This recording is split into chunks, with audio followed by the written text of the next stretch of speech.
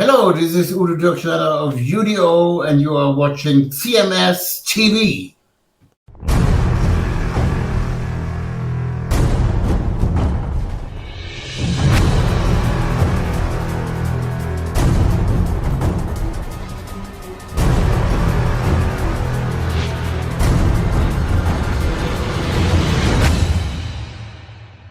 Brand new Dokken right here on the Classic Metal Show with Is It Me or Is It You? Is it you, Chris? You shit disturber with your CHRIS Akin Presents? Well, I'm a shit disturb with the CMS right now. Oh, what happened now? Well, now people are mad at you who have already been mad at you. Oh, they're mad at me? What did I do now? Well, you're not answering their calls when they're calling.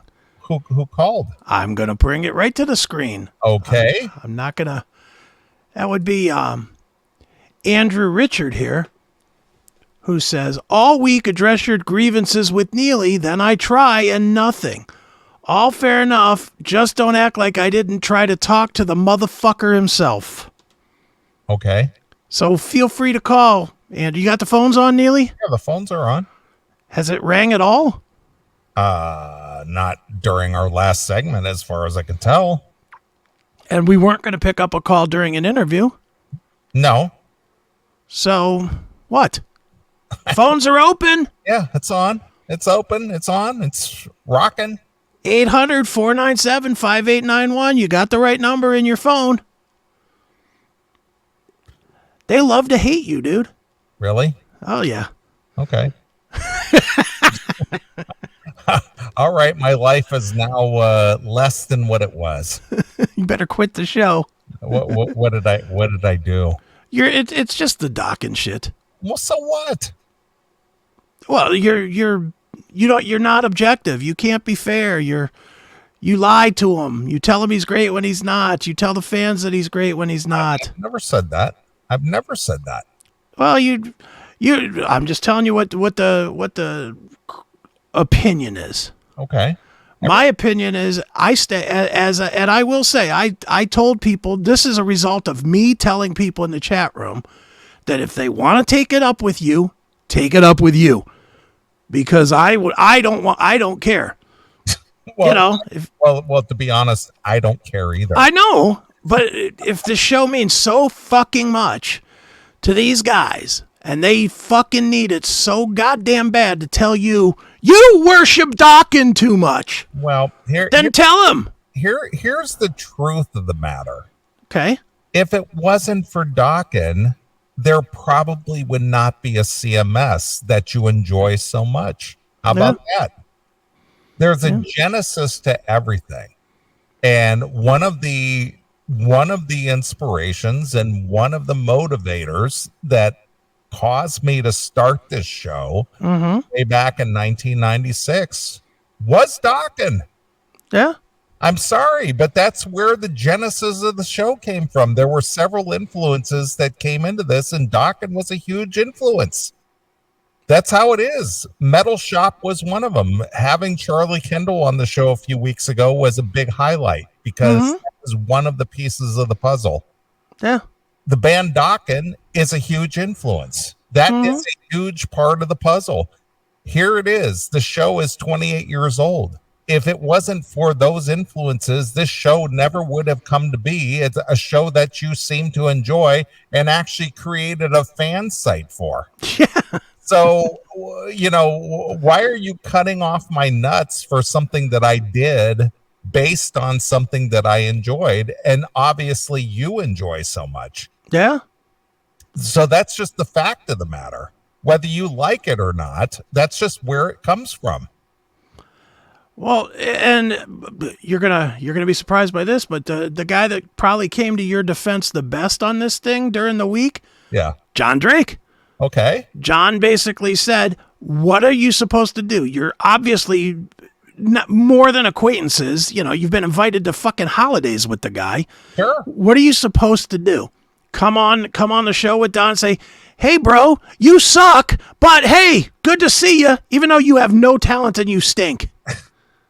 Is that what you're supposed to say? And never have I said, ever, I don't believe I've ever said, they're the greatest I don't think I've ever said anything like that. Yeah. No, I look, if we're going to be honest, let's be honest. You've come back from some shows that some videos came out of that really did not look good. And you've said that it was a good show. And that's fine. Again, people aren't hearing the whole... One, you're hearing it through a YouTube video. And I'm not defending you either. You can defend yourself. Sure. But what I'm saying is the atmosphere, and this is the piece that they don't tend to want to accept, the atmosphere of hanging out and partying with the guys and being on the side stage and being a part of the show and all that enhances your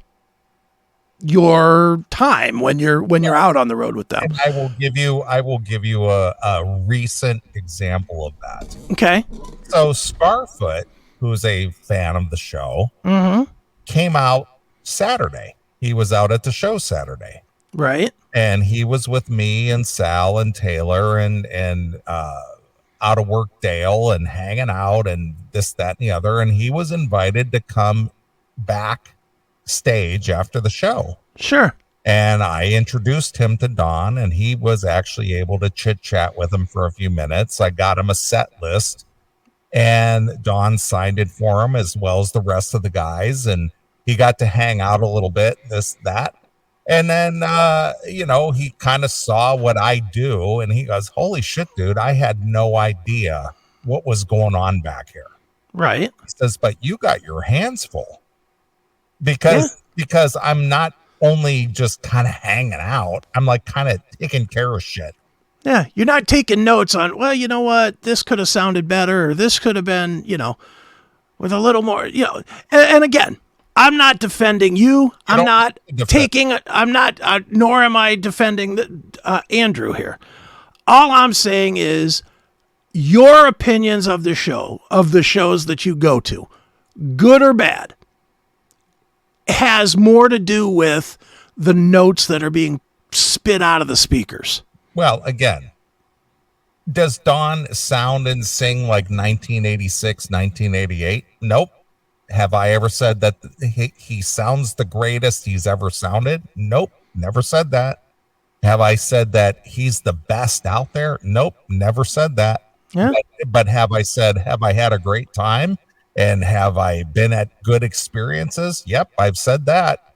Yeah. Because they have been. Mm-hmm. Again, you haven't been there. You don't. I'm not talking you, but you as a collective people, you haven't been there. Yeah. And I'll speak for me on this part as somebody that's less involved. Now, I am friends with the guys, but I'm way more, I would say, and you know this, I'm way more friends with John than I am with Don. Sure. And I've been the one on the show that's been critical of Don's voice. I've said that openly. I've said that very openly, and I've said it to Don. So it's not like the show has not presented it to Don. But for some reason, you have to do it. Oh, I do. That seems to be the issue. The thing is I believe just recently in the last few weeks, there was Don actually addressed that. He did. He said it straight out. If you don't enjoy the show, if you don't like my voice, if you don't think I perform well, don't come to the show anymore. Don't come. I don't need you there. If you don't enjoy it and you don't like it and you don't think that I'm up to par, then don't come. Exactly. I don't care if you come or not. And he said that openly, and I know that made headlines all over the place. It did, yeah. Basically said, if you don't enjoy it and you don't think I'm delivering the show that you want to see or hear, then don't come. Well, apparently what you're supposed to say to make the fucking fan group happy is, Don sucks, even though he's my friend. Because you don't have credibility until you say, he sucks, but he's my friend. I don't think he sucks. I don't think he sings at the level he used to, but I don't think he sucks. I think he's just at the level he is now. That's all there is to it. He's just where he's at now.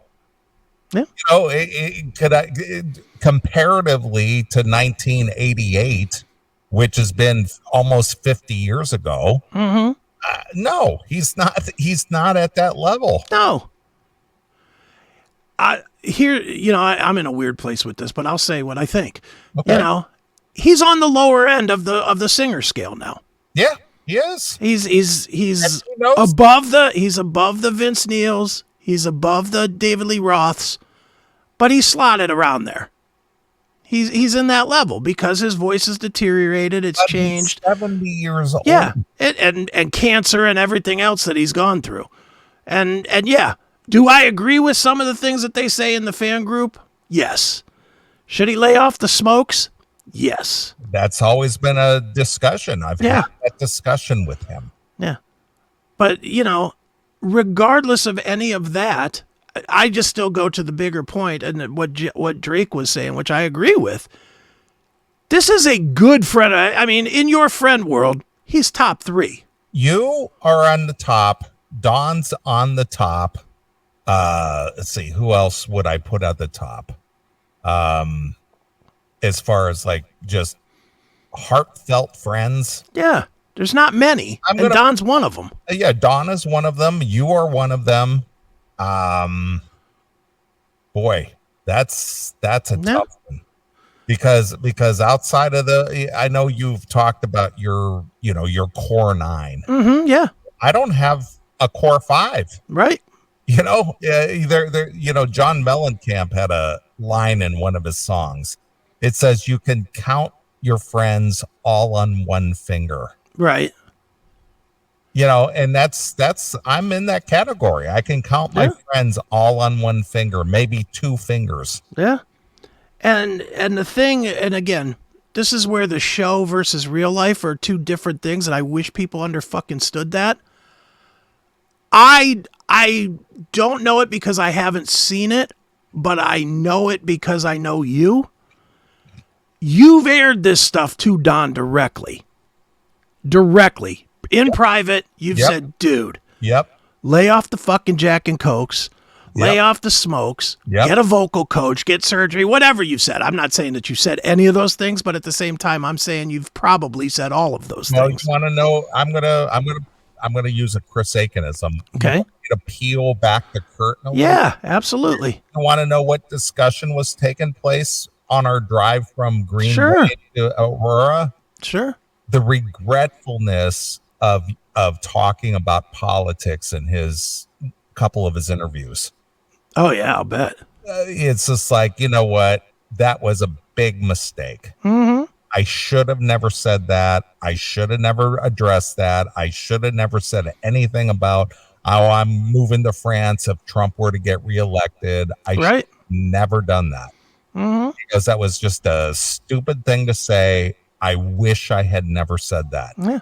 But Don's a shoot from the hip guy. He is. And he's just like, I realized that my fan base spanned the gamut in their political viewpoint, and it really turned off a lot of people. Yeah. And he says, I know that. I should have never done that. I should have never said that. I wish I hadn't said that. But again, it was just a off the cuff moment. And it's not, do I actually believe that? Well, I have my thoughts on, the politics or whatever. Yeah. Yada, yada, yada. But he's human. Everybody's human. I'm human. You're human. Our fans or our critics or whomever it is, they're human as well. Yeah. And the thing is I'm not beyond reproach. I'm not perfect in any way, shape, or form. I've been successful in my life, and I bring you a show mostly every week that you seem to enjoy, but yet you also want to be critical of.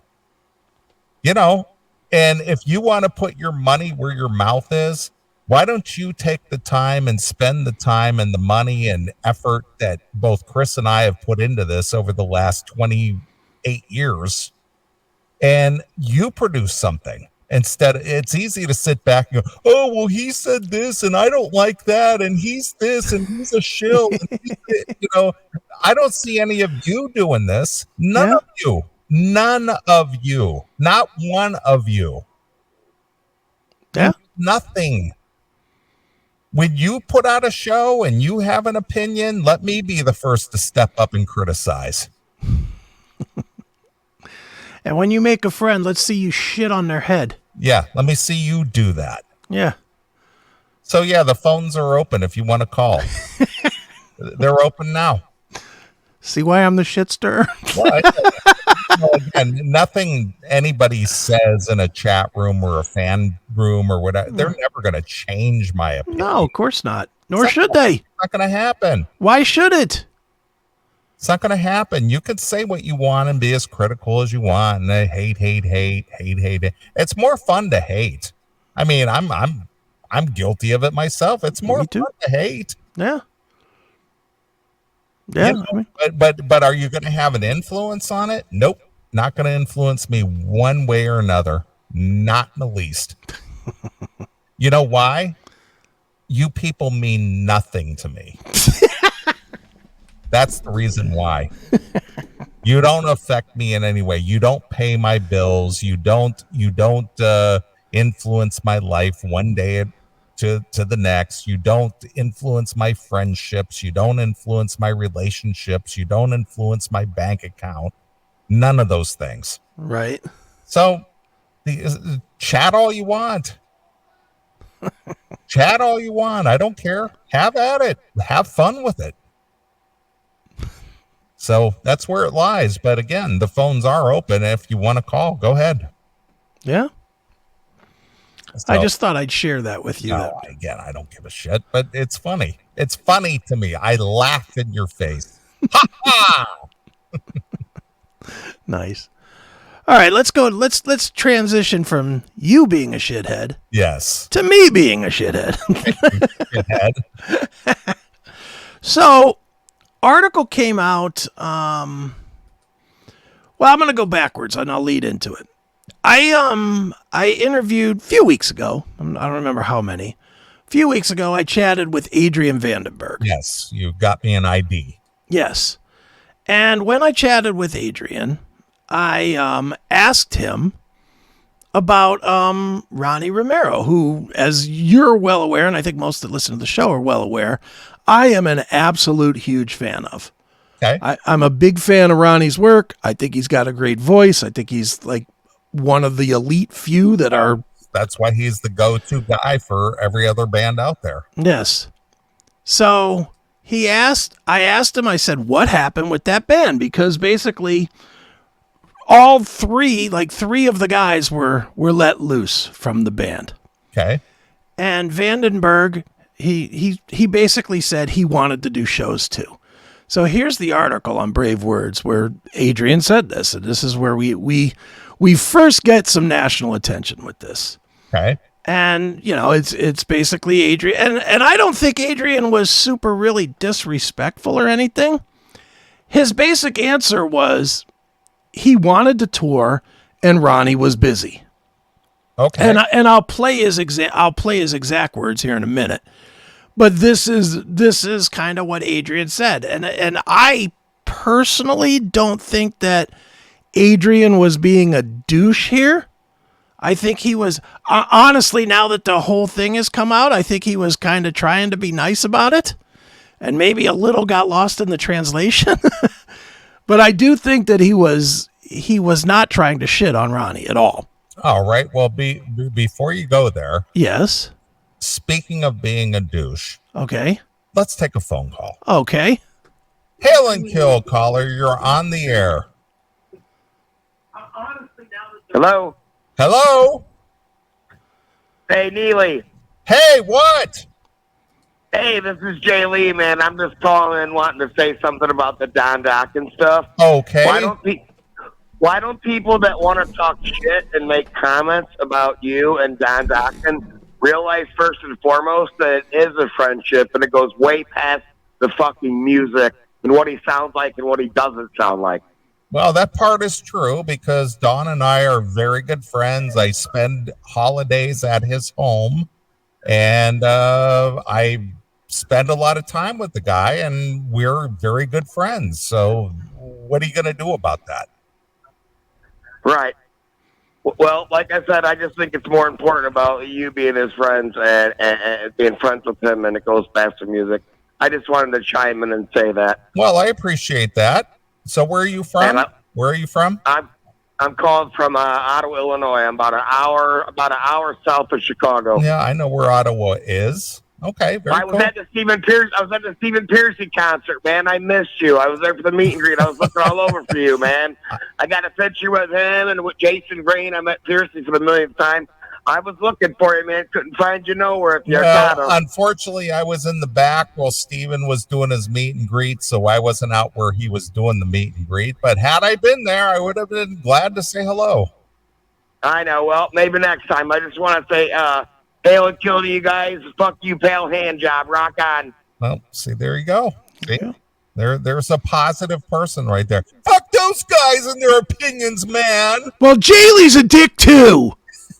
There, I'll just throw that in there. Asshole, kissing Neely's ass. Yeah.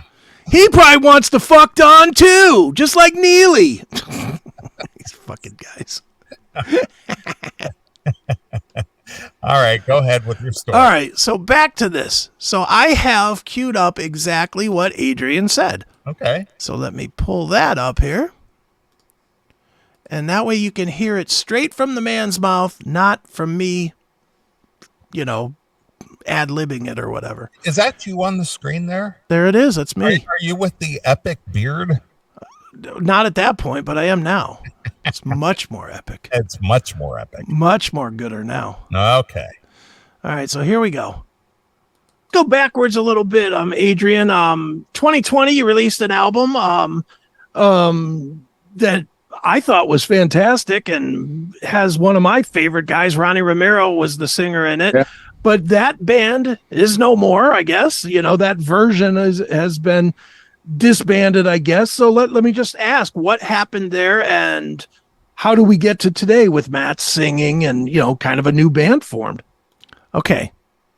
So I asked him point blank, what happened to that lineup? So what's wrong with that? Nothing's wrong with that. I mean, it's public knowledge that that lineup is no longer. So something happened to cause that lineup to be no longer. So why wouldn't you ask that question? Yeah, it's a legit question, but I want you to listen to his answer and tell me if you think he's shit-talking Ronnie Romero. Okay. Okay, here we go. All right. Well, yeah, it was a just like almost everybody's life got thrown upside down when COVID hit. Sure. Ronnie lives in Romania, and in that part of the world, they were allowed quite a lot earlier than we are in Holland, Germany, France, and England and stuff to start doing shows again. So Ronnie lives from his music, of course. Obviously, he does like a zillion projects.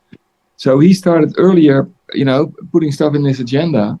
And then when we were finally allowed to tour, our agendas didn't match anymore. So I didn't want to wait for another 10 months because I'd been sitting on my ass touring wise for almost 3 years, God, it was impossible to tour. So we parted ways. That's sorry, man, I really want to tour and you are already doing shows. I want to do shows tour. I couldn't wait, So yeah, that's when I decided, I had to find another singer. And luckily, I mean, I'm really fortunate to run into Mats because... Okay, and he talks about Mats, but... So it was just circumstances. It had nothing to do with, Ronnie personally. No. Just like he said, COVID hit. They were permitted to perform shows. Ronnie obviously committed to other shows, and by the time Vandenberg was ready to, regroup, as to put Eddie Trunk's words into play, right? Don Jameson, regroup and go out there and perform. He was already committed, and he was. Yeah. Well, I can't wait around a whole year until you finally get done with your commitments, right? So it's just like, and here's the other thing. Here's a little. I'm pulling the curtain back again. Because of Don's getting back to Dokken, kissing Don's ass and all that shit. Yeah. Because of Don's physical capabilities and the things that are going on with him, he's basically told the guys in the band that if they are given an opportunity to perform with somebody else or have another gig lined up, he would not hold it against them if they were to go join somebody else and perform. House of Lords reunion confirmed. He's just like, I realize what my capabilities are and Right. what I can and can't do over the next, say, year or two. And if you guys have an opportunity that knocks on your door and you want to take it, take it. Right. Don't wait on me, because I'm telling you right now that I have some issues. Right. But if you stick with me, I'm glad you did. But if you don't, I'm not going to go, fuck you, man. You know, It's not like that. It's just like, hey, man, I get it. I understand you want to play, you want to perform, you want to get out there more than what I'm capable of doing right now. Sure. So if you were to make that decision, I'm not going to go, well, screw you then. That's right. Bastards. Yeah. He's like, I get it. I know where they're at. I know what they're doing. They're younger than me. They're healthy. They want to play. They're not as wealthy. They're musicians. Yeah, they got to work. Yeah, they got to make the donuts, as they say. Yeah, so he's told them if they want to do something else and they want to go off and work, God bless them. Yeah. There you go. And that's what Adrian, to me, is what he's saying is Ronnie's got commitments. He wants to work. He's doing this, but I'm not going to sit and wait on him until he's finished, because I work too. Yeah. Everybody needs to make their money. I get it. So Ronnie, though, did not like that clip. Why? Well, as he said in another interview. Okay. Ronnie Romero calls out Adrian Vandenberg for not telling the truth about the end of their working relationship. All right. Well, maybe is there more to the story? Well, let's read and find out, shall we? All right. In a new interview with Artists on Record starring Akita Live, Chilean-born singer Ronnie Romero, Richie Blackmore's Rainbow, explained why he parted ways with Vandenberg after recording only one with the Adrian Vandenberg-led group 2020's 2020. He said, I don't like when they tell a version of a story just to show that I'm cool, and if something happens, it was not my fault. It was because somebody else. And I think that's not fair. It is not bad to tell the truth. He continues, we did a record, and we did a good record, and we worked in LA doing this record with Bob Marlette. And it was great. It was a great experience. I think we did a great record. The people really liked it. But unfortunately, COVID happened. And then recently I saw Adrian said that he was looking for another singer because he wanted to play shows and I was not available, which is not true.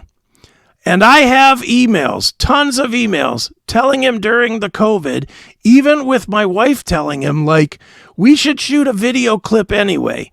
We can do it this way. We could shoot my parts in Bucharest because I live in Bucharest in Romania. I could shoot my parts here and you could shoot your part there in the Netherlands. And I can do it myself because I do video clips and I can put the edit together and we can do something. And it was many times I said that. And he was like, I don't know. COVID.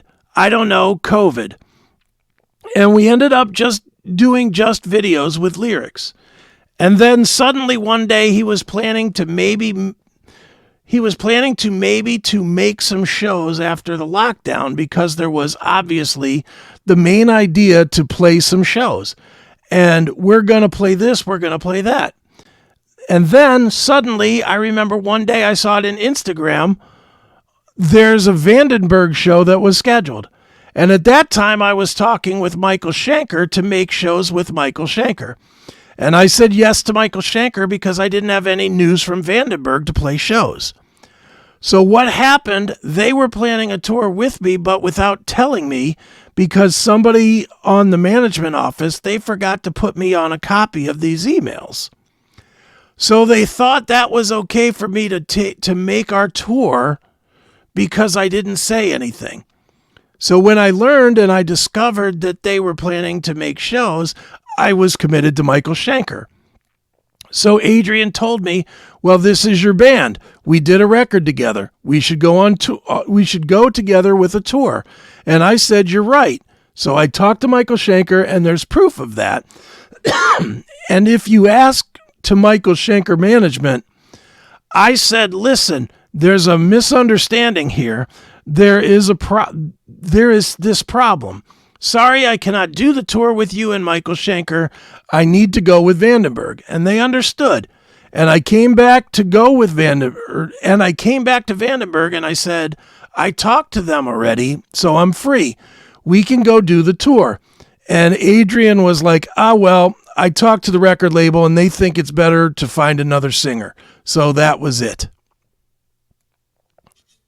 So It is sort of a different story, but how different, I don't know. Well, again, this sounds like a communication problem. It does. And again, I don't even know if this is, and again, we're just speculating here. We are, sure. But who knows how much control Adrian personally has on his touring agenda and all this other stuff, because sometimes these guys just rely on the information that they get from their record label, sure, their management or their booking agent or whomever controls their information. Yeah. And their record label could have said, well, Ronnie's busy. What are we going to do? We'd like to book you for some shows. And he goes, well, maybe, I don't know. I guess maybe we need to find somebody else. Yeah. Here's my overwhelming thought with this, though. Yeah. I thought Vandenberg kind of said the same thing, but in a much more positive way. Yeah, but again, I don't see this as an issue. It's just like, according to what... No, I'm with you. I agree. What I'm saying is, by Ronnie spelling this all out, yeah, it looks worse. Yeah. When Vandenberg just said, well, he was busy and he had a tour, so I had to move on. That's like, okay. Now with all this, there were emails and I didn't respond to one, and now it looks like he doesn't respond to emails, and, this, it makes it seem like there was confusion, and where Adrian just was like, he was busy. I need to tour. I found a new singer. Yeah, that's what it sounds like to me. But again, this is going by, did Adrian get all that information, or did he just rely on his agent or his record label or whomever represents him? He just went by that information and just like, well, if he's busy, he's busy. What am I going to do? Yeah. And I mean, this is one of those questions that Ronnie should have dodged. I think Ronnie should have said, yeah, we were both busy. I was doing Schenker. What's your next question? I mean, that really is, I think and again, who am I? I'm just a dipshit. But, I think you're a shit string dipshit. I am. But I think Ronnie made it worse, not better. Even though I don't think any of it is bad. I just think that it's like, what? It's just miscommunication. That's all it is. Sometimes this stuff does not need to be out there. I agree. And this, I think, is one of those times. Yeah, because it's just like, looking at Adrian while he was talking to you, he spoke of this in a very matter-of-fact way. Yeah, not negative, like, oh, that fucking guy. No, he just more or less stated it like it was fact, because that's probably what he knew of it. And he was just like, well, we were behind the curve where the COVID was concerned, and we had to wait it out longer than they did. And, Yeah. Ronnie committed to some gigs before we were able to get up and running again. And by the time we were able to get up and running, he was already committed. So we were just like, well, now that we're available, Yeah. what am I going to do? Right. And even if that was embellished a little bit and all this other stuff did happen, I don't think this needs to be out there for the public. I agree. Well, see, we talked about this before about making band business public opinion. Yeah. Because band business doesn't belong out there. No, not at all. You know, because it's always, well, you can't make me look like the bad guy. And I'm going to throw this out for public opinion. And I want to make sure people know it wasn't me, man, because I wasn't the bad guy here. It was that other guy that would fuck this shit up. And, you know, and again, it's just like, I agree. Band business doesn't belong out there. Yeah. And I mean, sometimes there's reasons that things are the way they are. I'll give you an example from last week. Or this week, I guess. Last week and this week. So a week ago Thursday, I hooked Drake up to interview Mike Mangini. Okay. Who was doing a solo record. And we went back and forth with a publicist. Publicist said a couple of times, no Dream Theater questions. Okay. And dude, we've done enough of these. Yeah. You get that, and what that generally means is we want it to be like 90-10. We want 90% of the new record, but if you slide in what's next for the band, you're kind of okay with that. Right? I mean, that's kind of how that works. Yeah. Well, again, this is harkens back to the whole Randy with the Bret Michaels interview. You know? It does. But I mean, we know the protocol. Everybody says no questions about the former guys. So when we were confirming it, though, we got the same thing again with the word absolutely in it. Absolutely no talk about Dream Theater. Okay. We're like, and instantly bells went off in my head. My instant thought, what's your instant thought when you hear that? Again, this is a publicist, quote unquote, protecting their artist, right? But you could throw it in there because most of those artists go, I have no problem answering that question. Well, my instant thought on the second email saying it, he's been kicked out of Dream Theater. Right. That was my instant thought. He's out of Dream Theater. So John does the interview last week. It's out there if people want to watch it on the CMS network, Talking Into Infinity. He does an hour with Mike Mangini. Okay. Not one time does anybody say Dream Theater. Not one guy was mentioned from the band Dream Theater. I mean, radio silence with a band with the big successful band that this guy is quote unquote in at that point. So John called me after. He's like, what do you think? I was like, he's so out of the band. Yeah, because again, why do we even know the name Mike Mangini? It's because of Dream Theater. Of course. I mean, he's not like what's the singer for Black Sabbath and not Tony Martin. No, the other guy. Ray Gillen, Ian Gillen. No, Glenn Hughes. Glenn Hughes, okay. Glenn Hughes. Yeah. He's been with, obviously Solo, Black Sabbath, Deep Purple, sure. Whatever the case may be. Mm-hmm. We know Glenn Hughes because of his body of work. Yeah. But Mike Mangini, where do we know him from? He was in Extreme. Okay. He was in Annihilator. But we primarily know him from Dream Theater. That's the point. So how do you not mention his main gig? Well, and how does he not mention his main gig? And that's kind of my point. Yeah. It's just like, well, you are like a major or chief member of Dream Theater, and you don't even mention Dream Theater? Are you kidding me? Mm-hmm. But sure enough, what was the big announcement this week? That Mangini's out and Mike Portnoy's back. Right, of course. And it was like, John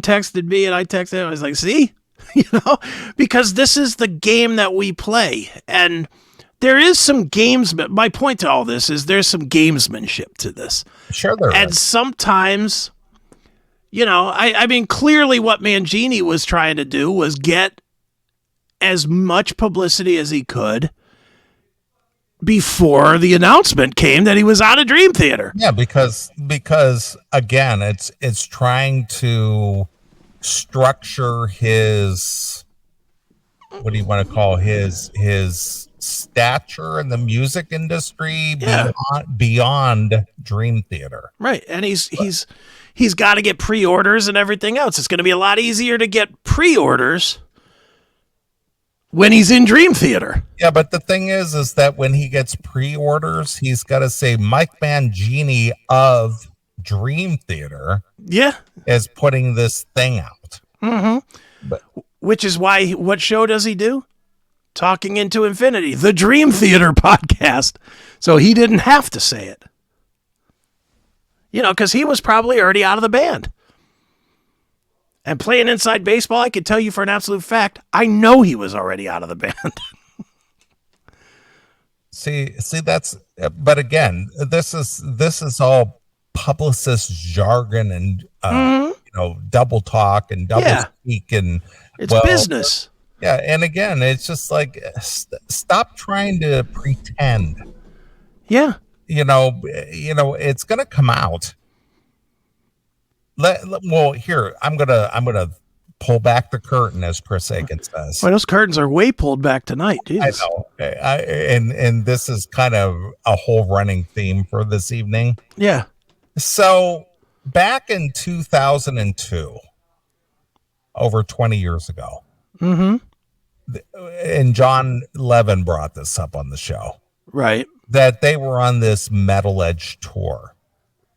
And it was Warrant, Dokken, Firehouse, LA Guns, and Rat with Jizzy Pearl, and as a singer. So there was a show in Canton, Ohio, at the the Hoover Stadium, I believe it was. Mm-hmm. At the Hoover High School, I believe. Okay. And our friend Ian, Mean Metal X, who's a client of yours now. He is. He was at the show long time ago. So the bands were supposed to go to Iowa right after that show. They were supposed to do a show at the Iowa Speedway or some shit like that. But for whatever reason, the promoter didn't pay the deposit at the upfront money, and since Steve Riley passed away this week, this is kind of in league with everything we're talking about tonight. Sure. But anyway, LA Guns opened that tour, and after the show was over, they basically got on their bus and headed to Iowa. Right. And the rest of the band got word that the promoter did not pay the deposit. So everybody was kind of hanging around going, well, are we going to head over that way? Or are we just going to hang back? Or what are we going to do? Sure. Well, word came down that the promoter over there did not pay the deposit. Okay. And everybody was just like, well, fuck that. We're not gonna make that trip over there and not get paid. Right. So the next show was in Pittsburgh. So unfortunately for all those bands, whether it was Warrant or Firehouse or Rat or anybody, everybody just had to hang out for a couple of days with no shows, no income, no nothing. Right. And everybody headed over to Pittsburgh. Okay. And I was with the guys, and we went over there. And this is the famous Metal Sludge thing. Sure. Where Janie Lane, rest in peace, And can you believe it? It's already been 13 years since Janie Lane passed away. Yeah, I heard they're putting up a statue of him in Brimfield. Are they? Yeah, that's what I hear. Okay, I hadn't heard that, but regardless, but he passed away at the age of 47 in 2010. Mm-hmm. But anyway, so everybody headed over to Pittsburgh, and everybody's like, okay, well, we're down for 3 days. What are we going to do? We got hotel expenses. We're not playing. We're not getting paid. We were supposed to get paid. It's expensive. We got $1,000 a day on this bus, all this, that, and the other. So they go over to Pittsburgh, and Janie Lane has one of his meltdowns. Okay, yeah. And he ends up locking himself into his hotel room. Right. So the Pittsburgh show happens. I believe this was on a Wednesday, if I'm not mistaken. I think they played that Hoover Stadium, I think, on a Saturday. Okay. And then they had Monday, Tuesday, and Wednesday, I think. So this might have been Thursday. So this might have been a Thursday show. Sure. And so they're trying to get Janie to come out of his hotel room to perform the show in Pittsburgh, but he's on some kind of a fucking bender of whatever. And everybody's like, come on, Janie, you got to come out. You got to play the show. And even our friend Billy Morris, who we know and love, he even came on our show and said, oh, well, Janie was stuck in traffic. It's like, no, he wasn't. He was locked away in his hotel room in Pittsburgh. Right. He wasn't stuck in traffic. That is the reason why Warren didn't play the show in Pittsburgh, is because Janie Lane would not come out of his hotel room. That's right. And I could tell the story now because this has been 20 years later. Right. But that's the fact. He wouldn't come out of his hotel room. Right. And even Billy, who was in the band at the time, he even played the game and said, oh, well, we couldn't play the show because Janie went home to the Cleveland area. And then we tried to get back to Pittsburgh and we were stuck in traffic and we were late and blah, blah, blah. That's not the case at all. Because I was at that hotel and Janie was in his room. End of story. Right. But of course the publicists have to make it protective of the band, and this is what really happened. Right. That's not what happened. Mm-hmm. But getting back to your point, this is what publicists do. They protect their artists. That's right. And the fact that Mike Mangini was probably out of Dream Theater, as you called it, we've seen this happen again and again and again. Mm-hmm. It's like this is just a bunch of spin. And it's a lie, and it's just like, stop with the spin. Yeah. This is, the fact is, your guy's out of the band. Yeah, that's it. End of the story. Mm-hmm. Oh, this is going to destroy reputations and blah, blah, blah. It's like, what are you protecting? Yeah, nobody cares. Nobody cares. Shit happens. People come and go. They leave bands. They're no longer associated for whatever reason. Mm-hmm. And again, this goes back to your comment earlier. Band business doesn't need to be out there on the internet. Yeah. Yeah, that kind of a quote, the whole thing that Ronnie was saying, just leave that, leave it alone. Say, yeah, Adrian said that, and that's what Adrian said. If you want to take your dig, that's your dig. Adrian said what he said, but I'm on to my new record. Onward you go. All right. And then you go, yeah, I'm launching something new. It was a great time working with Adrian and Vandenberg. I'm glad I was part of the record. I wish we had more time to spend together, blah, blah, blah, but I had other obligations. So, I wish him good luck, and, perhaps we'll work together again in the future. Yeah, and that's it, and move on. But anyway, I just found it funny that shit that from my interview, once again, making news for no real reason. Yeah, and again, it wasn't because you were stirring the shit per se. No. I mean, it was It was just generated off that comment. Yeah. Mm-hmm. It made me feel good that Ronnie Romero heard my interview with Adrian. That's just funny. It is funny. It's just like enough already. Stop it. Yeah, I mean, what difference does it make? Whether it was a missed email or timing or whatever, is one better than the other? No. You're not in the band anymore. That's it. Yeah. And it's not like Adrian said, this guy sucked. He did a shit record. We didn't like it, so we replaced him. He literally said his excuse, while it might have been fudged a little bit, was basically something everybody will accept. COVID hit. He got to start playing before I did. I couldn't wait. Everybody will accept that, and nobody takes that as bad toward anybody. Yeah, because it's not as if Ronnie was a long-term member. Yeah. Of it's not like he had 30 years with Vandenberg or anything. He did a record. Yeah. And maybe some people were looking forward to hearing it, which I highly doubt. because of what we're talking about earlier in the evening, that people are so fickle, they don't want to hear the new stuff anyway. Yeah, they were done with that record 10 minutes later. I still like it, but that's me. Well, again, I'm just saying that this is not a knock on him or anybody else, but I'm talking about the fans here. They don't want to hear anything new anyway. Right. So why do they care?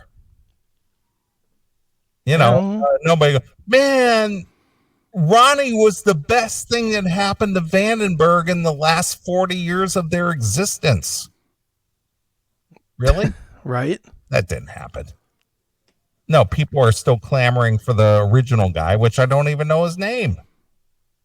Yeah, I don't remember either. That's my point. It's like, so it's not that big of a deal. Yeah. Nobody cares. Yeah, nobody really does.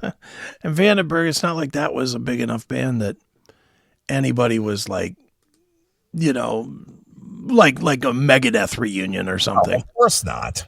You know, it's nowhere near. Let's see, who was the original singer? Oh, Bert Heerink. Remember Bert? That's a household name. Yeah, Bert Heerink. Yeah, okay. All right, whatever. So anyway, that's the Ronnie Romero news for the week. All right, perfect. All right, well, I say we take a break and wrap up the show. Sounds good to me. All right, since you are a fan of Vandenberg and the Ronnie Romero stuff, do you have a favorite song from their record? From that one? Now I got to look and see what's on that one. Oh, see, you're such a big fan. Big fan. Yeah, I am a big fan. Oh, Not really. The phone lines are open in case you want to criticize Chris for pretending like he's a big fan of Vandenberg. I never said I was a big fan of Vandenberg. I said I was a big fan of Ronnie Romero. Well, he said Ronnie Romero was perfect and he could do no wrong, and he's the best ever. Now, if you want to play a Ronnie Romero song, I will give you one of those right off the top of my head. I have been playing nonstop, and it's a cover, which is going to drive you even more crazy, but play the Ronnie Romero cover of the song Play the Game. Play the game tonight. I don't even know who sings that originally, but is that Kansas or one of those bands? Yeah, Play the Game. Is that a Kansas tune? I don't know who sings it. It might be. Is it worth the time? Is it worth the fight? Yeah. It's a good cover. All right, well, we'll play it. All right, well, we'll play a few tunes. We'll come back, wrap up the show. So here it is. It's Ronnie Romero from the Raised on Radio release from 2022. And this is Play the Game tonight, exclusively here on your classic metal show.